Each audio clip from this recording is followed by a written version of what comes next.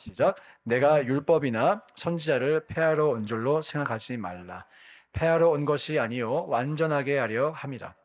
진실로 너희에게 이르노니 천지가 없어지기 전에는 율법의 1.1획도 결코 없어지지 아니하고 다 이루리라. 그러므로 누구든지 이 계명 중에 지극히 작은 것 하나라도 버리고 또 그같이 사람을 가르치는 자는 천국에서 지극히 작다 일컬음을 받을 것이요 누구든지 이를 행하며 가르치는 자는 천국에서 크다 일컬음을 받으리라. 내가 너희에게 이르노니 너희 의가 서기관과 바리새인보다 더 낫지 못하면 결코 천국에 들어가지 못하리라. 아멘.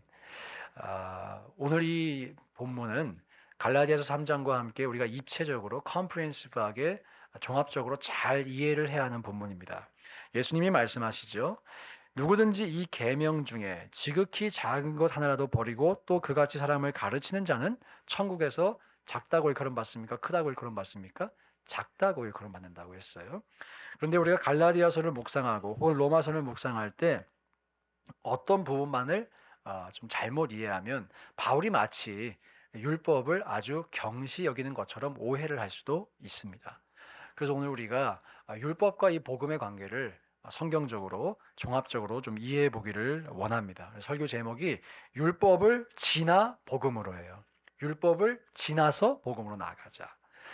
신앙에 3단계가 있는 것 같아요. 1단계는 율법을 지나가는 단계입니다. 율법을 지나가고 있는 단계. 자, 이 1단계에 있으면 어떤 결과를 맞이하냐면 이 1단계의 끝에는 율법을 지나가다가 절망을 맞이합니다. 율법대로 살아보려고 하는데 도저히 율법을 다 지킬 수가 없는 거예요. 그래서 나는 처절한 죄인이구나 라는 절망을 맞이하게 되는 것이 이 1단계의 결말입니다. 자, 이 1단계를 지나서 2단계로 나아가는데 2단계가 무엇이냐면 절망의 끝에서 하나님의 복음을 경험하게 되는 거예요. 절망을 지나야만 복음으로 경험할 수 있습니다. 복음을 경험하고 자유를 만나게 되는 단계가 이 2단계의 모습이라고 할 수가 있겠어요. 그리고 3단계가 있다면 이제는 성령의 능력으로 말씀을 살아내는 단계라고 할 수가 있겠습니다. 자, 1단계에서도 율법을 지나가며 말씀을 살아내려고 하겠죠. 3단계도 성령의 능력으로 말씀을 살아내려고 하겠죠. 겉모습은 똑같을 수 있는데 그것을 움직이는 메커니즘은 완전히 다릅니다. 마치 가스차와 전기차가 겉모습은 비슷해 보일 수 있어도 전혀 다른 파워트레인으로 운영이 되는 것처럼 1단계와 3단계는 전혀 다른 모습을 가지고 있어요. 오늘 설교의 목적이 있다면 우리 모두가 3단계로 나아가는 것입니다. 저와 여러분에게 성령의 능력을 맛보고 또 복음을 맛보고 자유함으로 신앙생활을 할 수 있는 은혜가 허락되기를 주의 이름으로 축복합니다. 오늘 본문에서 예수님이 20절에 이렇게 말씀하셨어요. 내가 너희에게 이르노니 너희 의가 서기관과 바리새인보다 더 낫지 못하면 결코 천국에 들어가지 못하리라 라고 말씀하셨어요. 여러분, 여기서 서기관, 바리새인, 이 사람들 대단한 사람들이에요. 이 말씀을 들었던 제자들은 아마 메가톤급 충격을 받았을 거예요. 어마어마한 충격을 받았을 거예요. 왜냐하면 서기관들은 하루 종일 성경을 쓰던 사람들이었어요. 하루 종일 쉬지 않고 늘 성경을 쓰고 성경을 묵상하고 성경을 가르치는 사람들이었어요. 서기관이 절대로 서서 가르치지 않았습니다. 늘 서기관은 의자에 앉아서 성경을 가르쳤어요. 그 의미가 무엇이냐면 앉는다는 것, 권위가 있다는 것입니다. 유대인의 문화에서. 그러니까 서기관들처럼만 살면 우리는 구원을 받을 수 있겠구나. 사람들이 그렇게 생각을 했겠죠. 또 바리새인 누구입니까? 바리새인들은 너랑 내가 다르다는 것을 보여주기 위해서 이름도 바리새인이었어요. 바리새인이 뜻이 다르다는 뜻입니다. 다르다. 이름을 differently 라고 한 거예요. distinguishedly. 난 달라. 너와 달라. 따라올 테면 따라와봐. 이런 거겠죠. 그렇게 이름을 붙일 만큼 이 사람들은 자기들이 다른 사람과 수준이 다르다고 믿었고 그 사람들을 보는 일반적인 사람들도 그렇게 생각을 했겠죠. 그 당시에 이런 이야기가 있었습니다. 하나님이 천국 문을 활짝 열고 딱 두 사람만 천국에 받아준다면 한 명은 서기관이고 다른 한 명은 바리새인일 것이다. 그것이 그 당시에 통용되던 이야기였어요. 그러니 예수님께서 지금 서기관과 바리새인보다 그 의가 낫지 못하면 결단코 천국에 들어갈 수 없다고 말씀하시니, 결단코라고 하셔요. 결단코. may가 아니에요. 절대로 안 된다는 거예요. 그렇게 말씀하시니 얼마나 제자들이 마음이 어려웠겠어요. 참고로 예수님이 이 결단코 천국에 못 들어간다는 말을 딱 두 번만 하셨어요. 여기에서 한 번 하셨고, 또 다른 본문이 어린아이와 같이 되지 않으면 결단코 천국에 못 들어간다. 그 말씀을 딱 두 번 하셨어요. 얼마나 이것이 충격이었을까요? 자, 여기서 질문. 여러분이 복음을 제대로 이해하고 있는지 아니면 오해하고 있는지 그 질문을 드립니다. 여기서 서기관과 바리새인보다 나은 의를 얻기 위해선 어떻게 될까요? 객관식으로 드려요. 1번, 죽기 살기로 율법을 지킨다. 서기관과 바리새인보다 더 열심히 율법을 지킨다. 1번이에요. 1번. 2번, 이게 정답이겠죠? 2번, 나의 의는 이것뿐 예수의 피밖에 없네 라고 고백하고 예수를 믿는다. 2번이죠. 할렐루야. 여러분, 제가 신학교 다니면서도 사역하면서도 1번처럼 믿고 있는 목사님 많이 만났어요. 정말로. 예수님이 말씀하시지 않냐고. 너희 의가 서기관과 바리새인보다 낫지 않으면 결단코 천국 못 가. 감히 주일날 예배를 빠져? 감히 무엇을 안 해?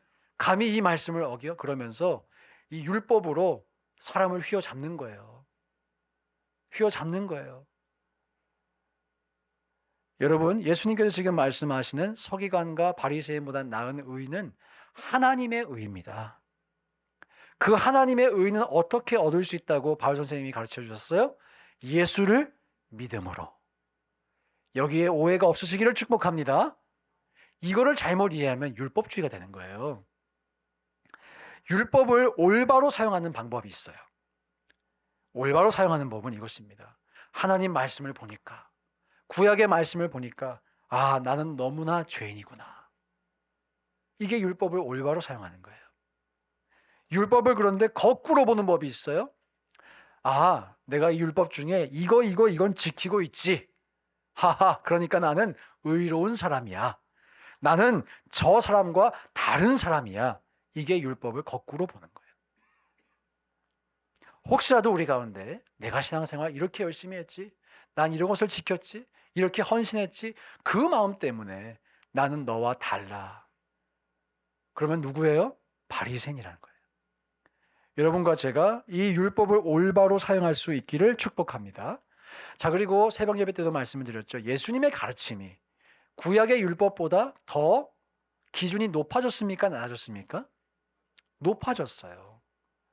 구약에서는 실제로 간음을 해야지 간음이었어요. 그런데 예수님은 마음으로 간음해도 음란한 생각을 품어도 간음이라고 하셨어요. 구약에서는 실제로 살인을 해야지 살인이었어요. 근데 예수님은 형제를 향해서 바보야, 라가가 바보죠. 야, 이 멍청아.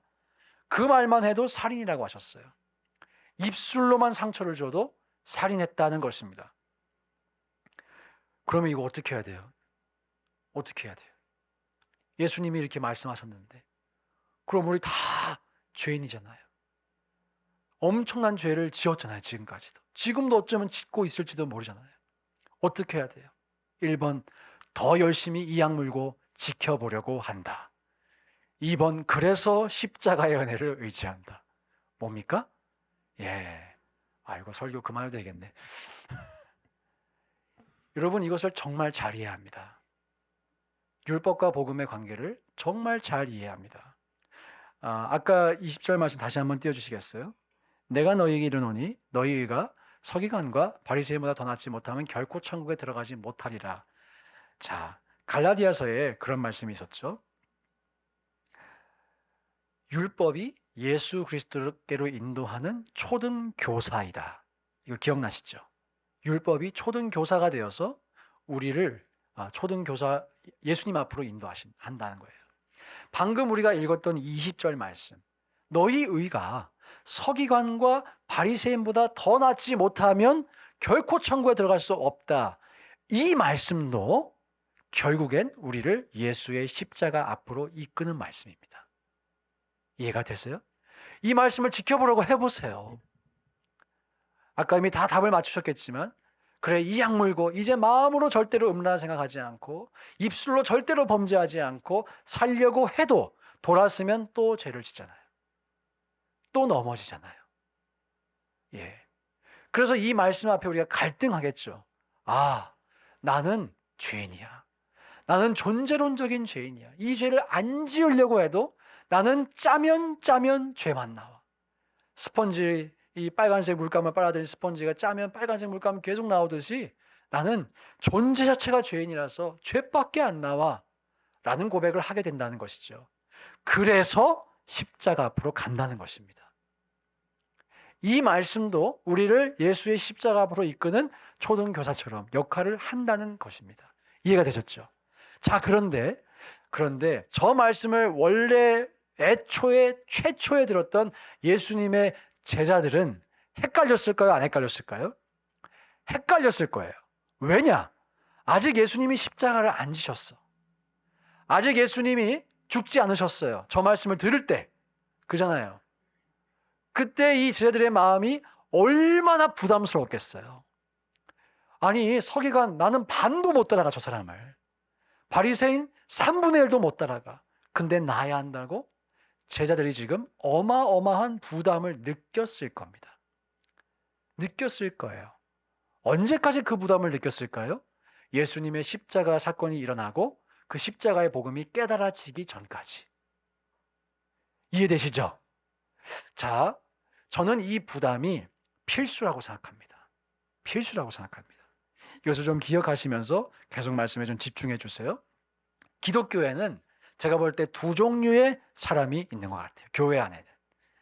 첫째는 정문으로, 기독교를 정문으로, 메인 게이트로 들어오신 분들이에요. 예, 이분들이 어떤 분이냐면 내가 죄인임을 철저하게 깨닫고 죄를 철저하게 회개한 사람들입니다. 율법의 올바른 기능을 경험한 사람들이죠. 단순히 지적인 동의가 아니라 교회에서 가르치니까, 교리적으로 가르치니까 그래, 나 죄인이지. 내가 살다 보니까 죄를 좀 안 짓진 않은 것 같아. 이런 정도의 차원이 아니에요. 아까 말씀드린 것처럼 빨간색 물감을 빨아들인 스펀지가 짜면 빨간색 물감만 나오듯이 나는 존재론적으로 죄인이야. 나는 짜면 죄밖에 안 나와. 라는 깨달음을 얻은 후에 십자가의 복음을 받아들이고 기독교에 입문하신 분들, 메인 게이트로 정상적으로 들어오신 분들이에요. 근데 가만히 보니까 기독교를 담 넘어 들어오신 분들이 좀 계세요. 예, 담 넘어 들어오셨어요. 담 넘어서. 기독교 집안에서 태어나서 운명적으로 교회 나오기로 결정되신 분들. 부처님이랑 좀 사이가 멀어, 어렸을 때부터. 저 같은 사람들. 교회 나가기로 작정됐어요. 예, 떠날 수가 없어. 밥을 안 주니까. 성경을 안 읽으면 밥을 못 먹어요. 그래서 교회 나가기로 작정되신 분들. 담 넘어온 거예요. 그리고 하나님 믿으면 기도 응답을 해준다니까, 당장 삶에 문제가 있으니까 기도해보고 응답도 받아보고 신비 체험도 해보고, 그래서 하나님이 살아계시구나 하고 들어오신 분들 계신 것 같아요. 물론 이분들 중에도 신앙생활 하시면서 성령의 깨달음 속에서 내가 정말 죄인이었구나, 십자가의 복음의 의미를 깨달으시는 분들도 계시죠. 예, 계십니다. 그거 인정입니다. 정문으로 들어오신 걸로 인정이에요. 그런데 담 넘어 들어오긴 했지만 그저 교리적으로만 혹은 지적으로만 동의하고 내가 존재론적으로 처절한 죄인이다 라는 것을 아직 인정하지 않으셨다면, 사랑하는 여러분, 잠깐 나갔다가 정문으로 다시 들어오셔야 돼요. 이런 표현 쓰고 싶어요. 진짜 기독교인으로 개종하셔야 돼요. 진짜 기독교인으로 개종하셔야 돼요. 기독교의 가장 핵심적인 가르침은 십자가의 사건입니다. 이것이 없으면 기독교가 성립되지 않아요. 우리의 구원이 의미가 없어요. 구원이 불가능해요. 신앙생활 의미가 없어요. 저와 여러분이 정문으로 들어오실 수 있기를 주의 이름으로 축원드립니다. 정문으로 들어오신 분과 담 넘어 들어오신 분들의 큰 차이점이 있어요. 제가 누가 그렇다 정죄하는 게 아니라 참고해 보시라고, 스스로를 스크린해 보시라고 지금 기준을 드리는 것입니다. 정문으로 들어오신 분들은 나 같은 죄인 살리신 주 은혜 놀라와 이 찬양을 부르면서 눈물이 안 나올 수가 없어요. 눈물을 반드시 흘려보셨을 거예요. 물론 우리가 늘 감정적으로 눈물 흘리진 않겠지만 그 은혜를 내가 분명하게 깨달았어요. 분명하게 깨달았어요. 깨달은 흔적이 있다. 십자가 사건을 마주한 것입니다. 그리고 늘 말씀을 드리죠. 내가 죄인이라는 것을 더 깊게 깨달으면 깨달을수록 하나님의 은혜를 더 깊게 이해합니다. 내가 마이너스 10점짜리야. 나는 죄를 졌는데 그걸 포인트로 환산하면 마이너스 10점 정도 돼. 그러면 하나님 은혜가 10점이라고 생각하겠지만 나는 마이너스 100점짜리야. 마이너스 1000점짜리야. 라고 생각하면 은혜가 더 크게 느껴진다는 것이죠. 나의 죄인됨을 깊게 깨달을수록 하나님의 은혜를 더 많이 깨닫습니다. 그래서 여러분이 은혜를 더욱더 깊게 알게 되시기를 축복합니다. 이것을 정말 깊게 깨달았던 사도 바울은 이렇게 고백했어요. 나는 죄인 중에 누구라? 괴수라. 나는 죄인 중에 괴수라고 바울이 고백했어요. 여러분, 소위 말하는 값싼 은혜의 행위가 왜 생길까요? 내가 죄인인지를 말로만 고백하는 거예요. 존재론적으로 모르는 거예요. 사실 이것은 믿음 생활이 무엇인지, 예수를 믿는다는 것이 무엇인지를 아직 잘 모르는 거예요. 자, 아직 잘 모르고 내가 죄인이긴 죄인이지만 저 연쇄 살인범 같은 죄인은 아니야. 여러분 혹시 그렇게 생각하지 않으세요? 내가 죄인이긴 죄인이지만 저 강간범 같은 죄인은 아니야. 정말 그럴까요? 예수님의 기준으로 우리를 보자는 거예요. 전 이것을 모를 때 예전에 한국에 연쇄 살인범 이런 사람들이 있었잖아요. 예. 이름은 말을 못해요. 이름을 얘기하면 유튜브가 딱 캐치를 하더라고요. 그래서 저 설교에 딱 떠요. 그 사람 이름이. 있잖아요. 저 예전에는 어떻게 사람이 저렇게 악랄할 수 있어? 라고 생각을 했습니다. 아마 여러분도 그렇게 생각하실 거예요. 근데 예수님이 말씀하셨어요. 형제를 향해 바보라, 나가라, 멍청아. 악의를 가지고 어떤 사람을 험담했다면 그게 살인이라는 거예요. 그럼 여러분 우리 중에 한 번도 살인하지 않으신 분 계십니까? 안 계실 거예요. 한 번도 간음하지 않으신 분 계십니까? 안 계실 거예요. 저부터. 진정한 은혜를 깨닫기 위해선 내가 존재론적인 죄인이라는 것을 깨달아야 됩니다.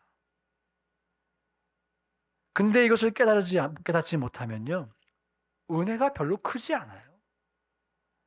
그러니까 말씀대로 살려고도 하지 않아요. 그러다 보니까 세상과 똑같아집니다. 말은 고백하지만 말씀대로 살아야 할 필요성을 못 느낍니다. 사랑하는 여러분, 진짜 기독교는 은혜를 깨닫는 것이에요. 그리고 이 일을 하려면 말씀 앞에 우리를 세워봐야 돼요. 내가 처절한 죄인이라는 절망이 반드시 있어야 돼요. 아까 말씀드렸죠? 신앙의 3단계 복습해 보겠습니다. 첫째, 1단계, 율법을 지나가는 단계. 그래서 무엇을 만나요? 절망을 만나요. 절망은 선택이 아니라 필수입니다, 여러분. 절망을 만나셔야 돼요. 지금까지 나는 내 힘으로 절대로 죄를 이길 수 없구나. 이것을 고백하지 못하셨다면 아직 예수 믿는 게 아니에요. 제대로 믿는 게 아니에요. 이 절망을 지나서 두 번째, 복음을 받아들이게 됩니다. 내가 절망의 끝에 서 있다가 깨닫는 것이죠. 바로 그렇기 때문에 예수님이 나를 위해 돌아가셨어야만 했구나. 하나님 감사합니다. 이 일을 위해 아들을 보내주심에 감사합니다. 그래서 자유를 경험하게 돼요. 죄로부터의 자유를. 3단계, 이제는 성령의 능력으로 말씀을 살아내게 됩니다. 현대의 신앙생활 중에서 제가 발견한 것이 있다면 1단계 없이 2단계로 바로 가는 사람들이 많다는 거예요. 많다는 거예요. 왜냐? 사도 바울의 가르침을 보니까 우리가 율법으로 구원받는 게 아니래. 믿음으로 구원받는 거라잖아. 난 믿어. 믿는다니까? 그 말 맞죠? 근데 여러분, 갈라디아서를 애초에 수신했던 사람들의 경우를 생각해 보자고요. 그 사람들은 죄와 처절하게 싸워본 사람들입니까? 아닙니까? 싸워본 사람들이에요. 그렇죠? 우리와 문맥이 조금 달라요. 예수를 믿게 되는 동기도 좀 달라요. 그래서 많은 분들이 1단계 없이 2단계로 바로 직행하는 경우가 있습니다. 그래. 살다 보니까 나도 죄도 졌지. 앞으로도 크고 작은 죄를 좀 질 것 같아. 그러니까 예수 믿어서 보험 좀 들자고 이렇게 생각하는 분이 계실 수 있어요. 아까 표현한 대로 정문으로 들어오지 않고 담 넘어 들어오신 것입니다.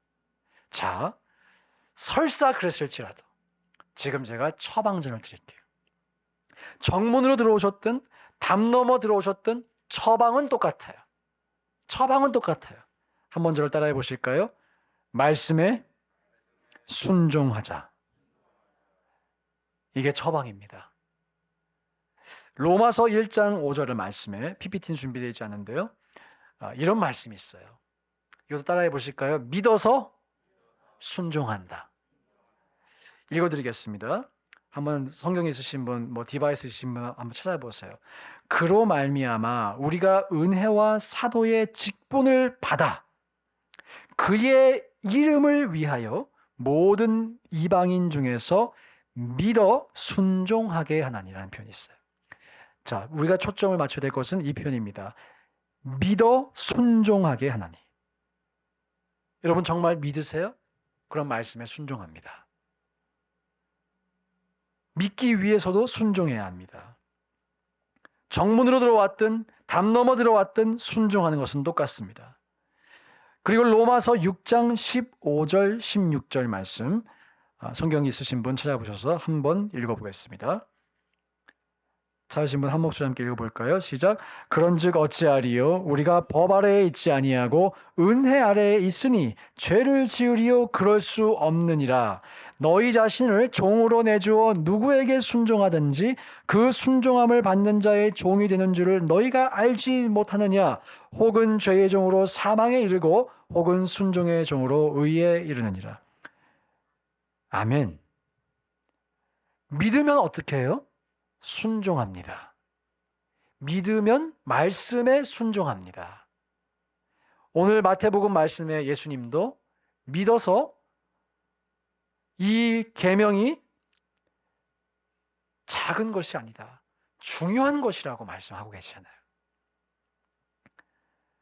그리고 그렇게 순종의 종으로 의에 이른다. 아니 믿음으로 의에 이르는 거 아니었어? 바울이 분명히 8장 가면 믿음으로 의에 이른다고 설명하는데 왜 순종의 종으로 의에 이른다고 설명하는 것이지? 새벽 예배 때 설명해 드렸어요. 믿으면 행동합니다. 믿으면 순종합니다. 그게 같다는 거예요. 믿어서 순종한다는 거예요. 행함이 없는 믿음은 죽었다는 거예요. 믿음으로 분명히 우리가 구원을 받지만 진짜 믿으면 행동하지 않을 수가 없다는 거예요. 또 마태복음 7장 20절 21절에 이런 말씀이 있어요. 찾으신 분 함께 읽어보겠습니다. 시작. 이러므로 그들의 열매로 그들을 알리라. 나더러 주여 주여 하는 자마다 다 천국에 들어갈 것이 아니요 다만 하늘에 계신 내 아버지의 뜻대로 행하는 자라야 들어가리라. 아멘. 예수님도 바울도 야고보도 믿으라고 했어요.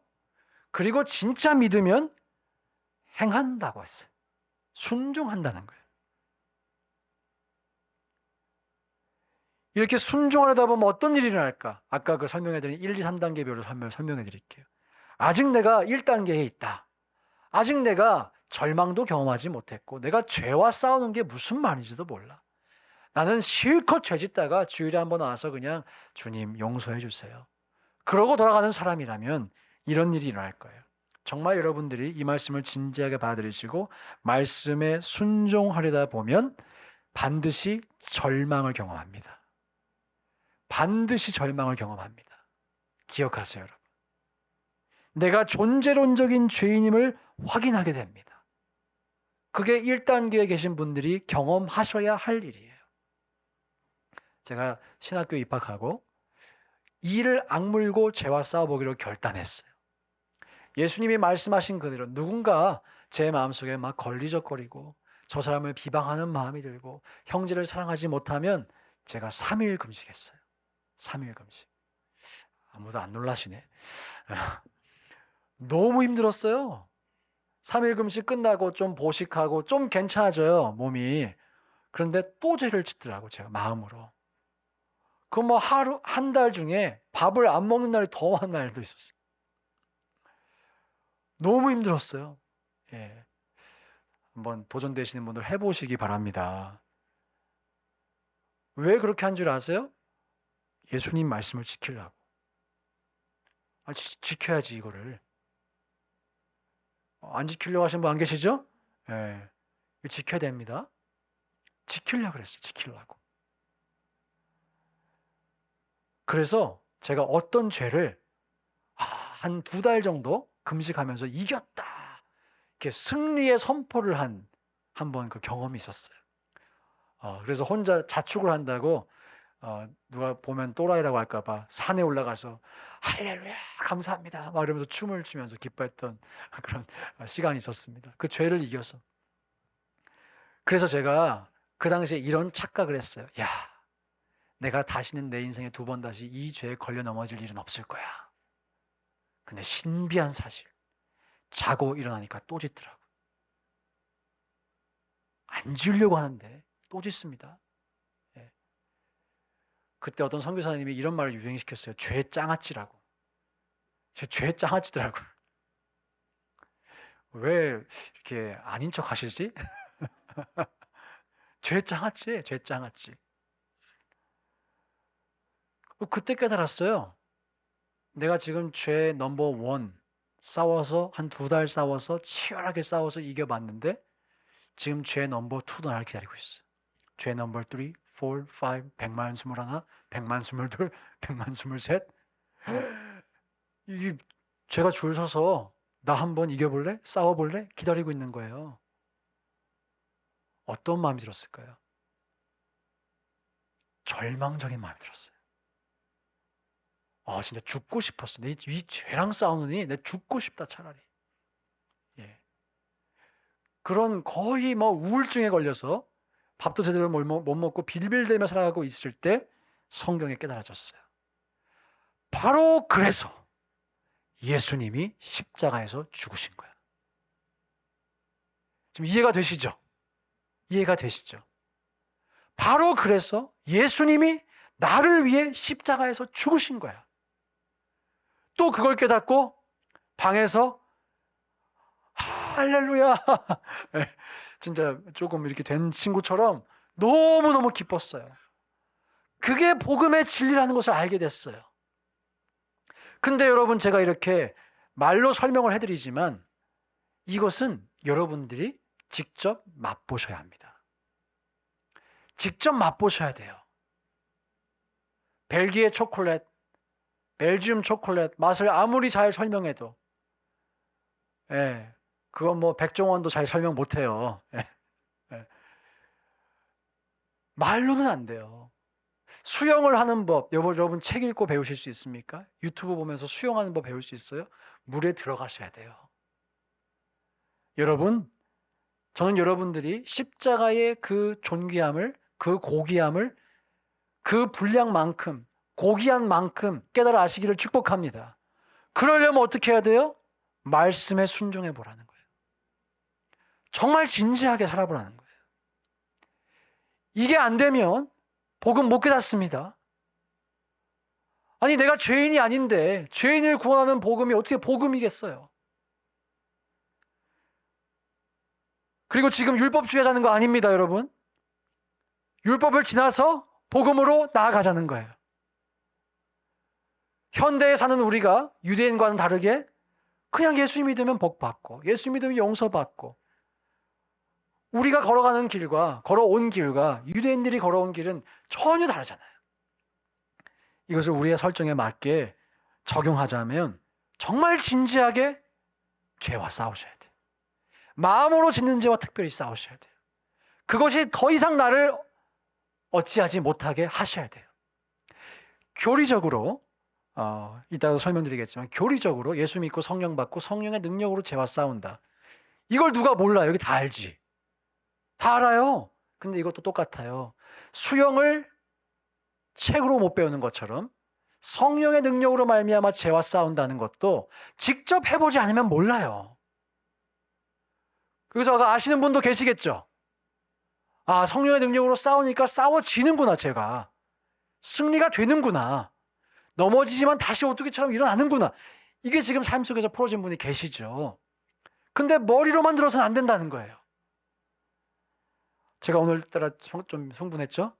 너무 중요한 거예요, 이거 진짜로. 너무 중요한 거예요. 저는 이걸 모를 때 바리새인이었어요. 내가 꽤 괜찮은 삶이라고 생각했어요. 왜? 나는 시편 1편도 외우고 23편도 외우고 마태복음 1장도 외우고 산상수훈도 거의 다 외웠고, 예.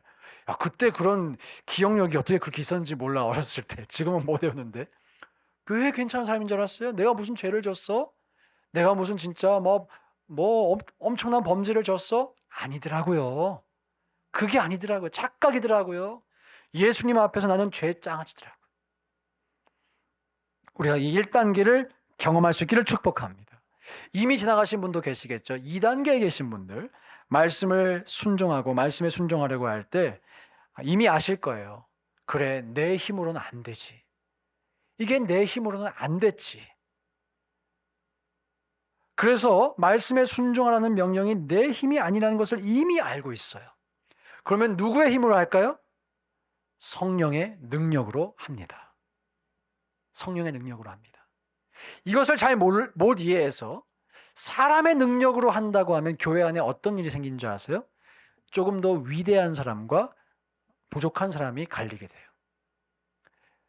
이것도 지키고 저것도 지키고 이것도 하는 사람들이 교회 안에서 더 인정받고요. 그렇지 못한 사람들이 좀 열등한 사람처럼, 말은 그렇게 하지 않지만 그런 분위기가 형성돼요.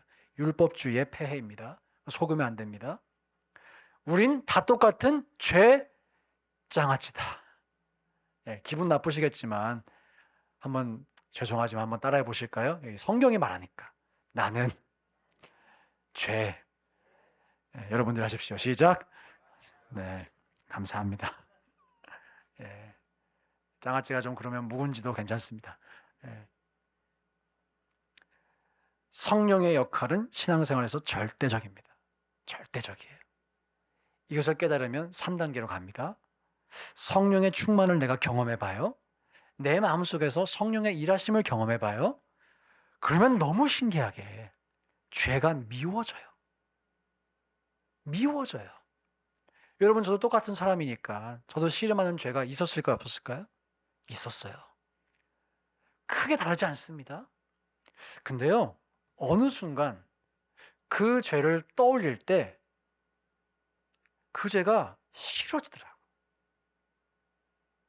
막 구역질이 나더라고요. 왜 구역질이 났을까요? 그리고 이건 좀 신비한 체험이었지만 더러운 냄새가 나더라고요. 악취가 나더라고요. 그 죄를 떠올렸을 때.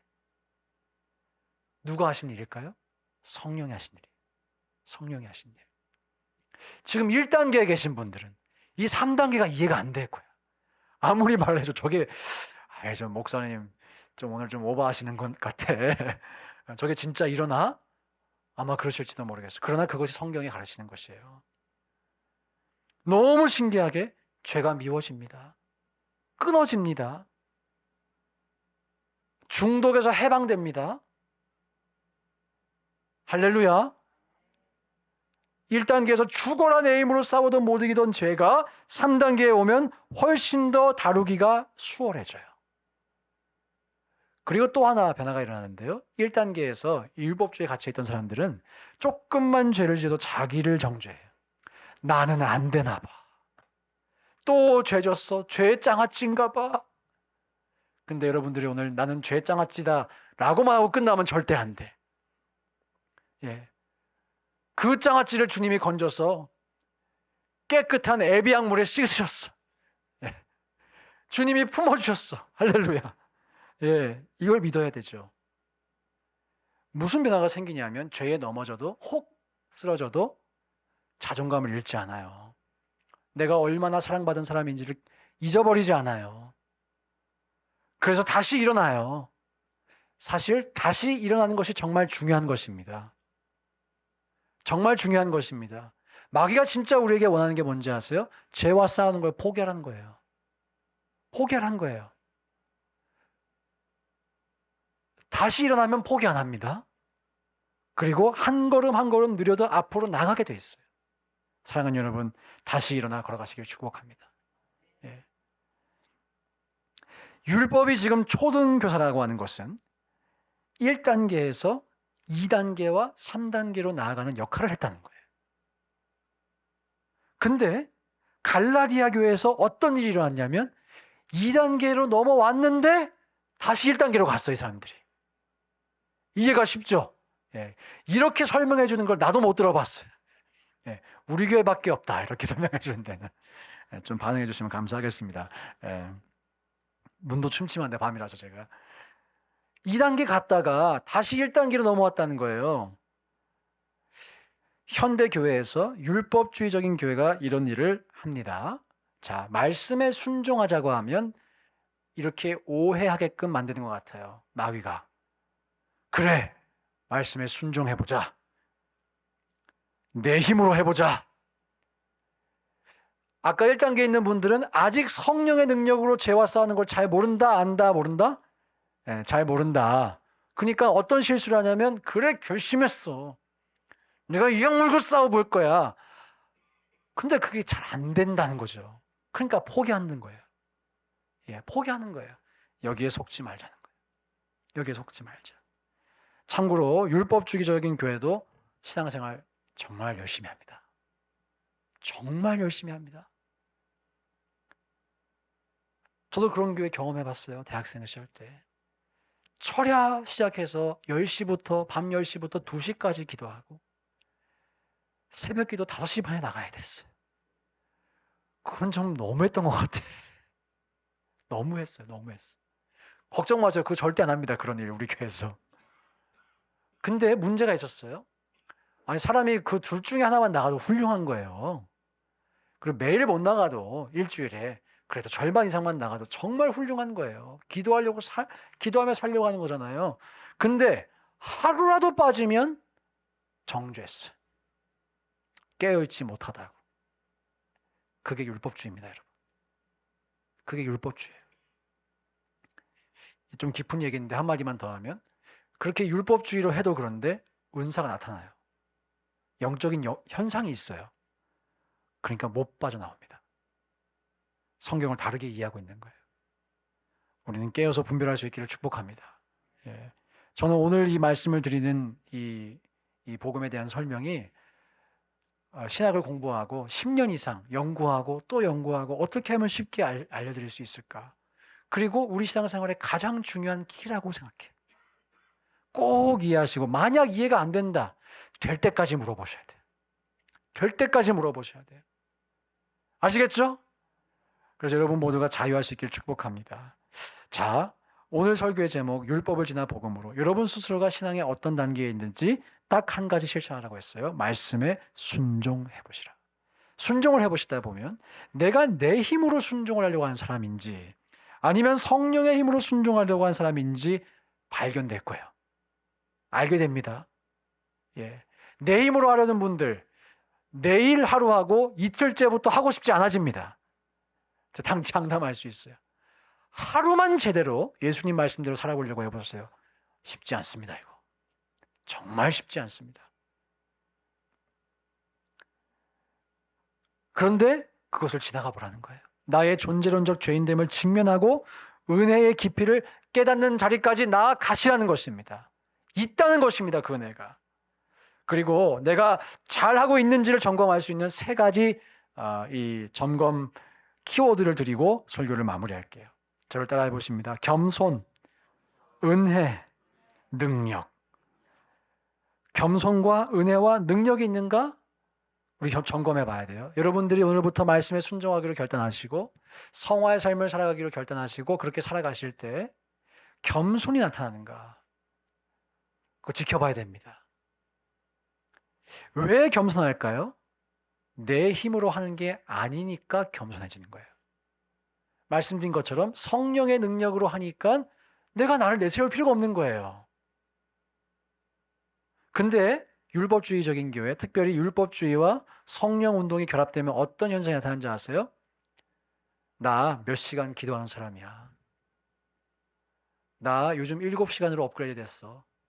나 이제 10시간 하고 있어. 그러면서 1시간 기도한 사람 기죽여. 기죽입니다. 그 10시간 기도한 사람이 희한하게 은사를 받아. 성령이 역사하시는 것 같아. 그러니까 1시간 기도하는 사람은 어떻게 생각할까요? 나도 10시간 해야겠다. 10시간 해야겠다. 기도를 많이 하지 말란 말은 또 아니에요, 이 말이. 예. 그죠? 예, 지금 다 졸리셔가지고, 잘못 들으실까봐. 기도 많이 하는 거 좋죠? 저도 제 인생에서 한번 11시간 기도해 봤어요. 일주일 내내. 예. 우리 와이프가 결혼할 사람인지 아닌지 하나님 깨닫게 해주세요. 진짜로 11시간 기도하고 응답받고 내려와서 직행한 줄 믿습니다.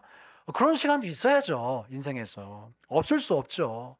치열하게 기도하는 시간이 있어야 되죠. 그런데 기도하고 나서 나타나는 것이 겸손인가 자기의 의인가를 보자는 거예요. 너무나 중요한 기준입니다. 바리새인들은 자기 의가 나타났어요. 하나님 말씀을 지킨다고 하면서 내 의를 주장했어요. 나 이거 지킨다고. 나는 11조도 한다고. 나는 예배 안 빠진다고. 난 구제한다고. 난 기도한다고. 자기 의가 나타났어요. 여러분들이 신앙생활을 가시면서 자기 의가 나타나고 있다? 지금 엔진에 문제가 생긴 거예요. 엔진을 리플레이스 하셔야 돼요. 리콜 받으셔야 돼요. 다른 엔진을 끼셔야 돼요. 내 힘이 아니라 성령으로 하시기를 축복합니다. 그래서 겸손할 수 있기를 주의 이름으로 축원합니다. 자, 두 번째 뭐라 그랬어요? 예, 잊어버리실 줄 알았어요. 예, 은혜. 은혜. 여러분, 말씀을 알면 알수록 내가 더 죄인이라는 것이 발견될까요? 내가 더 의인이라는 것을 알게 될까요?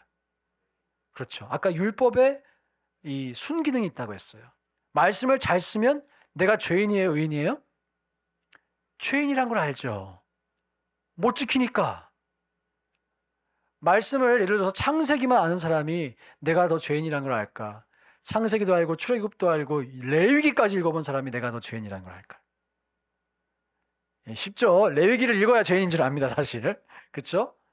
말씀을 알면 알수록 죄에 대한 깊이가 생겨요.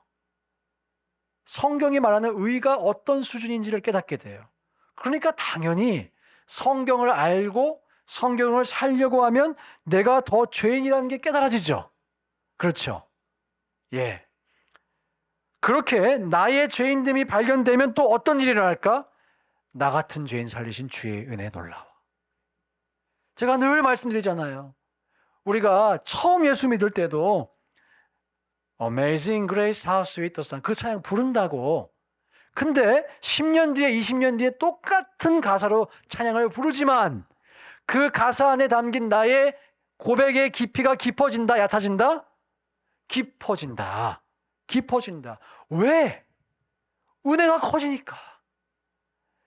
말씀을 알면 알수록, 하나님을 알면 알수록 주님은 이렇게 거룩하신 분이었어. 하나님은 이렇게 거룩하신 분이었어. 지나고 보니까 내가 죄라고 생각하지 않았던 것들도 너무 내가 죄를 많이 졌어. 그러나 하나님이 다 그것을 품어주시고 안아주시고 또다시 나에게 기회를 주시며 나를 여기까지 인도해 주셨어. 그래서 Amazing Grace라는 고백이 나온다는 거예요. 막 흥분 안 할 수가 없어요, 제가 지금. 예. 이게 너무 중요한 거예요, 정말로. 예. 은혜가 고백됩니다. 은혜가 커져요. 신앙생활 하면 할수록 은혜가 커져요. 자, 율법주의. 간혹 은혜 받아요. 기도 11시간 하다 보면 하루는 은혜 받습니다. 근데 신앙생활 하면서 너무 힘이 들어. 지켜야 될 게 너무 많아. 그리고 못 지키는 게 더 많아. 그래서 나를 정죄하는 거예요. 이 두 가지가 보이시죠, 차이가? 나를 정죄한 데서 끝나는 거예요. 그러나 복음은 그 정죄에서 끝나지 않고 은혜로 나아간다. 여러분의 신앙생활에 은혜가 성장하시길 축복합니다. 바울이 고백했어요. 나는 죄인 중에 괴수이다. 처음 바울이 예수님 만났을 때 괴수라고까지 생각했을까? 네. 이건 저의 질문이에요. 추측이에요. 나중에 천국 가서 물어보세요. 그 고백이 초창기 고백이었냐고. 근데 그 서신은 사실 좀 나중에 쓰여졌어요. 말년에. 예수 믿고 보니까 하나님을 알면 알수록 내가 괴수구나. 괴수야. 이 말은 다른 말로 무슨 말입니까? 나는 그만큼 큰 은혜를 받았다는 거예요. 나에게 부어진 은혜는 괴수를 변화시켜 사용할 만큼 큰 은혜였다는 거예요. 이런 은혜가 우리에게 있기를 축복합니다. 세 번째, 능력. 첫 번째 겸손, 두 번째 은혜, 세 번째 능력. 이거 주보에 안 써드려가지고 잊어버리실 것 같은데, 뭐 어떻게 메모라도 꼭 해주시기 바래요. 근데 지금 맥락은 다 이해가 되시죠? 내가 걸어가야 될 신앙의 길이 무엇인지 이해가 되실 거예요. 능력, 여러분 겸손해지고요. 은혜에 대한 이해가 깊어지면요. 성령의 능력이 생깁니다. 성령의 능력 생깁니다. 성령님은요. 겸손한 사람 사용하십니다. 내가 죄인입니다. 성령님. 그래서 나는 예수님의 은혜가 더 필요합니다. 라는 사람을 사용하십니다. 왜요? 그 사람이 하나님의 의를 믿음으로 얻는 사람이니까요. 그죠? 그런 사람을 성령님은 사용하십니다. 어찌 보면 이게 좀 모순적인 것처럼 느껴질 수 있어요. 내가 더 추악한 죄인임을 깨달아 간다면서 방금 전에. 근데 어떻게 성령의 능력이 붙나? 내가 더 죄인인데, 더 깊어지는 죄인인데, 더 괴수인데 어떻게 성령의 능력이 더 커지나? 이거를 푸는 게 뭘까요? 이 모순적인 것처럼 보이는 것을 푸는 열쇠가 뭘까요? 따라해 보실까요? 은혜입니다. 분명히 말씀하잖아요. 나 같은 죄인을 주님이 살리셨다고. 내가 더 추악한 죄인임을 알아가는데 성령의 능력이 붙는 것은 은혜가 아니면 설명될 수 없는 것이죠. 그래서 이게 맞는 거예요. 이를 통해서 성령의 능력이 나타나는 것도 내 능력이 아닌 하나님의 무엇이라는 것을 아닙니까? 은혜라는 것을 압니다. 꼭 기억하셔야 돼요. 꼭 기억하셔야 돼요. 간혹 성령의 능력이 나타나고 귀신을 쫓고 축사하고 은사받게 하고 그런 성령 사역자가 있죠. 그런데 간혹 그런 분들 중에 자기를 내세운 사람들이 있어요. 여러분 진짜일까 가짜일까요? 확실하게 가짜입니다. 물어볼 필요도 없는 거예요. 겸손해야 되고요. 은혜로 말미암아 한다고 고백하는 것이고요. 그럴 때 능력이 임하는 거예요. 여러분 우리가 1단계에 있든지 2단계에 있든지 3단계에 있든지 무엇을 하자? 말씀에 순종하자. 그리고 그렇게 순종해 갈 때 여러분의 인생 가운데 겸손과 은혜와 능력이 충만하시길 주의 이름으로 축원드립니다. 함께 시간 기도하시죠.